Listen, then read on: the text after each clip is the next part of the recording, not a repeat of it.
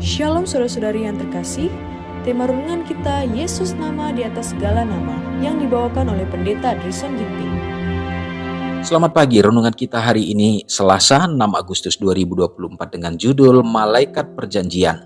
Ayatnya di dalam 2 Tawarikh 6 ayat 14. Ya Tuhan Allah Israel, tidak ada Allah seperti Engkau di langit dan di bumi. Engkau yang memelihara perjanjian dan kasih setia kepada hamba-hambamu yang dengan segenap hatinya hidup di hadapan-Mu. Ini terjadi di satu tempat yang sunyi dan bergunung, tempat tinggal binatang buas dan tempat di mana perampok dan pembunuh mengintai mangsanya. Terpencil dan tanpa perlindungan, Yakub sujud di atas bumi dengan rasa sedih yang dalam. Saat itu tengah malam, semua kekasih-kekasihnya berada jauh daripadanya dan sedang terancam bahaya dan kematian. Yang paling menggetirkan dari semuanya itu adalah pikirannya bahwa dosanya sendirilah yang telah mendatangkan bahaya terhadap orang-orang yang tidak bersalah itu. Dengan tangis dan air mata ia melayangkan doanya kepada Allah. Tiba-tiba satu tangan yang kuat memegang tubuhnya. Ia pikir seorang musuh sedang berusaha untuk mengakhiri hidupnya. Di dalam kegelapan keduanya bergumul untuk saling menguasai. Tidak sepatah kata pun diucapkan, tetapi Yakub mengeluarkan segenap tenaganya dan tidak mengendorkan usahanya sesaat pun. Sementara ia terus bertarung untuk membela hidupnya, perasaan bersalah menekan jiwanya. Dosanya muncul di hadapannya dan menutup dia daripada Tuhan. Tetapi di dalam kepicikannya itu ia mengingat janji-janji Allah dan segenap hatinya terangkat dalam permohonan akan rahmat-Nya. Pergumulan itu terus berlangsung sampai fajar hampir menyingsing. Bila mana orang asing itu memegang pangkal pahanya, saat itu juga Yakub menjadi timpang. Yakub kini menyadari watak yang sebenarnya dari musuhnya itu. Ia tahu bahwa ia telah bergumul dengan seorang pesuruh surga, dan itulah sebabnya mengapa usahanya hampir melebihi tenaga manusia itu tidak berhasil untuk memperoleh kemenangan. Itu adalah Kristus, malaikat perjanjian yang telah menyatakan dirinya kepada Yakub. Yakub sekarang tidak berdaya dan merasa benar-benar kesakitan, tetapi ia tidak mau mengendorkan pegangannya itu. Dengan hati yang hancur dan penuh pertobatan, ia bergantung kepada malaikat itu, dan ia menangis dan memohon belas kasihan. Hosea 12 ayat 5. Memohon suatu berkat. Ia harus memperoleh satu jaminan bahwa dosanya telah diampuni. Rasa sakit pada tubuhnya tidak cukup untuk mengalihkan pikirannya dari tujuan tersebut. Tekadnya bertambah kuat. Imannya lebih teguh dan lebih tabah sampai kepada akhirnya. Malaikat itu berusaha untuk melepaskan dirinya. Ia mendesak, biarkanlah aku pergi karena fajar telah menyingsing. Tetapi Yakub menjawab, aku tidak akan membiarkan engkau pergi jika engkau tidak memberkati aku. Kalau saja hal ini merupakan satu kepercayaan yang sombong dan takabur, maka Yakub akan binasa pada saat itu juga. Tetapi kepercayaannya itu adalah jaminan dari seorang yang mengakui keadaannya yang tidak layak, tetapi berharap kepada kesetiaan Allah yang selalu memegang janji. Alfa dan Omega jilid 1 halaman 226-227. Renungkan lebih dalam. Apakah saya berpegang teguh pada Tuhan sampai Dia memberkati, ataukah saya cenderung menyerah terlalu cepat?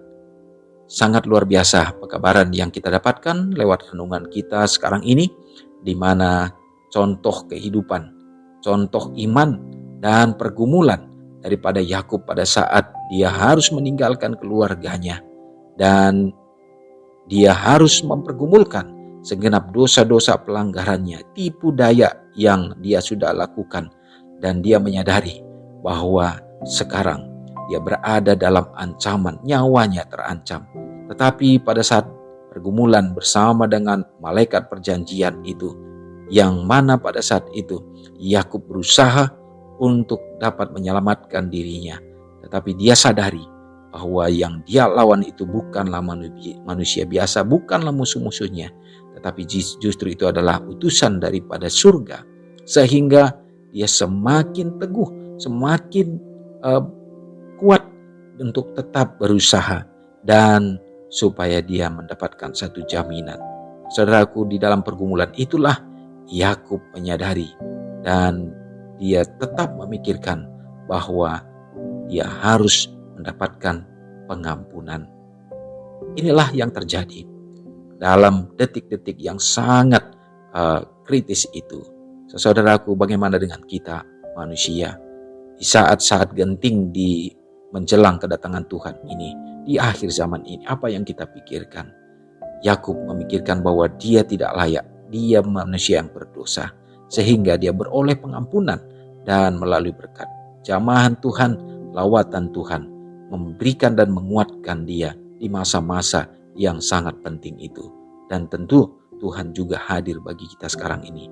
Apakah kita tetap juga memikirkan bahwa sesungguhnya dosa-dosa kita yang menghalangi hubungan kita dengan Tuhan, sehingga dia akan menguatkan kita pada saat kita menyadarinya, maka Tuhan juga menjadikan kita menjadi pemenang.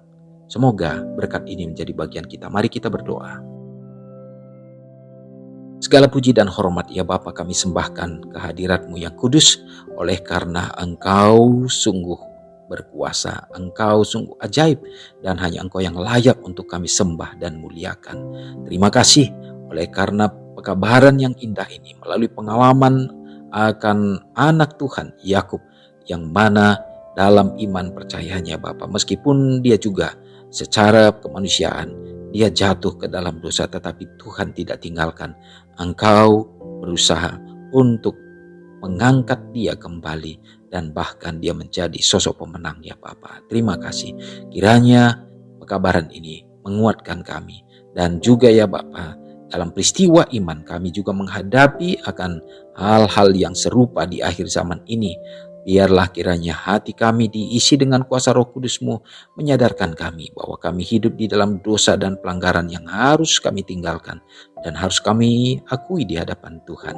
Dan kami percaya bahwa Allah yang sama yang akan juga memberikan kekuatan bagi kami untuk hidup lebih baik lagi. Hari ini Tuhan, serahkan hidup kami ke dalam tangan Tuhan. Dimanapun kami berada, berikanlah kiranya kesehatan bagi kami, berkat keselamatan dalam segala perjalanan-perjalanan yang dilakukan, berkat yang limpah dari sorga atas segala usaha tangan pekerjaan.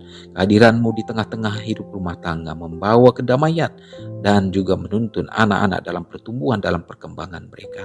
Jadikanlah rumah tangga kami menjadi Eden yang kecil di dunia ini Bapa, supaya dapat memancarkan terang kemuliaan Kristus, sehingga keluarga umat Tuhan akan dapat menjadi satu wadah dalam menyatakan kasih-Mu dan mempersiapkan jiwa-jiwa menyambut kedatangan Yesus.